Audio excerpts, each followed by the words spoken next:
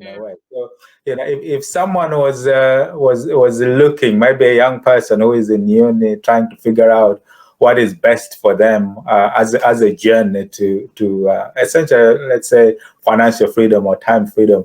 I mean, what would be your top tips in terms of, should they get out there, maybe work, experience what it is, or should they jump into self-employment, or should they look at this in terms of their personal situation, what their values are, what they like, and what makes them tick, and all of that? What would be your advice from your experience and your journey? I would say getting a job first. Yeah. Because I did it, is a way of experiencing life without the instability of income. If you jump straight into self-employment, your CV might look like you weren't really employed, you didn't have a job, and might make it harder for you to jump into employment. I had a solid 7 years of good work experience. So even although I had a 6 years of self-employment, that 7 years was what got me into this well-paid job now. Yeah. If you go straight into self-employment, when you're looking to go into employment, you probably still have to apply to the junior jobs because you don't have that work experience. Yeah. And being employed doesn't preclude exploring self-employment, because self-employment at the end of the day costs you money to begin with. You don't start a business and start making money day one. Yeah. That hardly happens to anyone. It might happen to some people, but it hardly happens to anyone. People need to recognize that self-employment is the high risk option. Yeah. The people that you see at the top, the Richard Bransons, the Mark Zuckerbergs, these people, they're in the 1%. Yeah. They are not the average self-employed person. Once you look at it, the average self-employed, in fact, dig up the stats of what is the average income of a self-employed person. It's actually less than the average income of an employed person. Those figures are skewed slightly because obviously self-employment income as registered by the tax authorities includes people who are part-time self-employed and have a proper job. But there is, I would say, not a normal distribution for self-employment. There are fat tails. You'll find lots of people completely struggling. There's going to be quite a few people doing very well, and a huge bunch in the middle that basically just earn enough to live. Many don't even earn enough to save. So at some point along a journey of exploring self-employment, you might be hit with the reality that, you know what, this isn't going to work. And you have to make a decision of, how long am I going to push it for? So for me, I actually just wrote a list of what do I not like about self-employment? Yeah. And the list had like several things on it, like 10 to 12 things. And what do I like about employment? And I realized maybe I've been institutionalized, but employment works for me. It works for the current phase of my life. And employment has changed so much that the job I chose, or the job that chose me, offers me the flexibility that I want in my life. Yeah. Okay. So in your experience, what is the role of passive income and investments as whatever you're doing, whether it's self-employment or working? Do you think that's a crucial part for people to consider, bearing in mind we want to work forever? What's your take? So when I first started working, I thought the only form of passive income that matters is property. So I've got a few properties and I love the income that I get from them. But property involves some management, some level of management. And a couple of years ago, I realized, you know what? Once the mortgages are paid off, my property income releases enough, even before the mortgages are paid off. The profit from my property income is enough for us to live. I do want to pay the mortgages off because it reduces my life risk in retirement, and we don't know what will happen to interest rates. So I said, actually, I've got enough property. I don't want any more property, and I will leave it at that. And I started investing in the stock market. And I'm a very big believer that the stock market is a very good place to put your money over long periods of time. And I wish I had done more when I was in my job at HSBC to put money into the stock market. But I'm still only in my 30s. So I started seriously investing in the stock market at age 35. And I will continue to do so. I put more than required into my pension. Most people say, oh, put in at least 3%. When I first got my job, I put 54% of my income into my pension. And then I've just trailed it back because there's that 1 million lifetime limit. And I did the calculation and I realized if I keep putting 54%, I'm going to reach that lifetime limit way too quickly. Yeah. So I cut it down to 25% in my second year and then to 15%. And at 15%, then I'll be able to take advantage of that boost from the government for a much longer period of time. Yeah. And the surplus, I started putting into my ISAs so that my income is diversified between pension pot, the ISA pot, and then I guess the property income is my bond sort of equivalent of income. So all my invested money is in equities.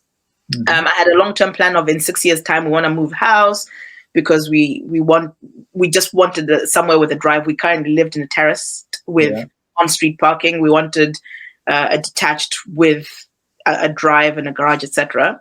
What's happened is that we found that, and then there is this tax holiday. So as difficult a decision as it was to make, all the savings I've made in the last 2 years, I've pulled them out of my ISA. Luckily, I've got my pension, but I was like, you know what? It's okay for me to be 2 years behind on my ISA savings rather than buying a house later because I can make up for it. I can make up for it very quickly over the next 3 or so years and get back to the trajectory I was. But the trajectory we were on had us having way too much ISA money anyway. So it's okay for us to buy our dream house now and do it up. So that's why we have had this disturbance of the cleaners coming in to clean up the house for a viewing. So I'm so like happy with this house we're buying. It's such a Malawian house. Bungalow. Oh wow, brilliant. Yeah. We're gonna convert the loft into bedrooms and living space. Yeah, okay. It's very Malawian in terms of it's got some outside space, a drive. There's actually a good amount of space between you and your neighbor. And I think Malawianness was part of its appeal to me. Absolutely. Sounds like it. Okay, cool. Just a couple of things. I mean, there's a lot that I can talk to you about, actually. Maybe I should do a second version of this. I want to talk more about Malawi investments and your dad and Canlex and all that. So there's a lot of stuff. But just quickly, maybe just talk about like yourself and the siblings and the impact that they've had on your journey and your life. Just quickly sum it up. Your siblings, like your sisters and your siblings. Yeah. I haven't mentioned them at all, have I? That is so bad. So I have two siblings that I grew up with, Yolanda and Tiamo, but same mom, same dad.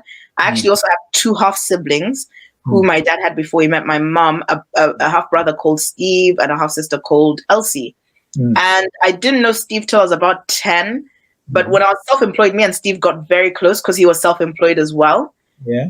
So we were kind of supporting each other, chatting with each other, giving each other ideas. My half sister, who I met the first time when I was 17, we're not that close, but I like her. She's a nice girl. I wish we could be closer, message each other maybe sometimes, but it just doesn't happen. My two sisters, who we have a WhatsApp chat together, we talk to each other all the time. They're great emotional support for me. If I'm having a challenge, they know about it. And one's just finished a PhD and just started a proper job. And the other is, she's a mom in Malawi. She's got a nursery school.